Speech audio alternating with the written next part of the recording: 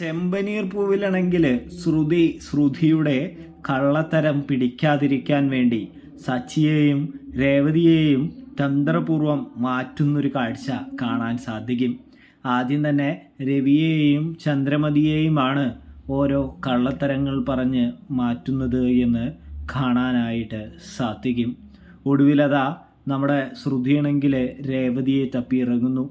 രേവതിയും സച്ചിയും കൂടി പോയി കഴിഞ്ഞാലേ തൻ്റെ പദ്ധതി 100% വിജയിക്കുമെന്നുള്ള ഒരു ഉറപ്പ് ആർക്ക് നമ്മുടെ ശ്രുതിക്കുള്ളത് കൊണ്ട് തന്നെ രേവതിയെ ആദ്യം ഒന്ന് പേടിപ്പിക്കാനായിട്ട് ശ്രമിക്കുന്നു. ഇതേ സമയം രേവതി പറയുന്നുണ്ട്, എന്നെ പേടിപ്പിക്കാൻ നോക്കിയിട്ട് കാര്യമൊന്നുമില്ല, സച്ചിയേട്ടൻ അവരെ ഇടിച്ച് ചമ്മന്തിയാക്കുമെന്ന് പറയുമ്പോൾ ശ്രുതി പറയുന്നുണ്ട്, ഞാൻ കേട്ടു, അവർ സച്ചിയെ കൊന്നുകളയുന്നൊക്കെയാണ് പറഞ്ഞത്, പിന്നെ ഈ ഫംഗ്ഷൻ അലങ്കോലാക്കരുതല്ലോ എന്ന് പറയുമ്പോൾ രേവതി ഒന്ന് പേടിക്കുന്നത് കാണാനായിട്ട്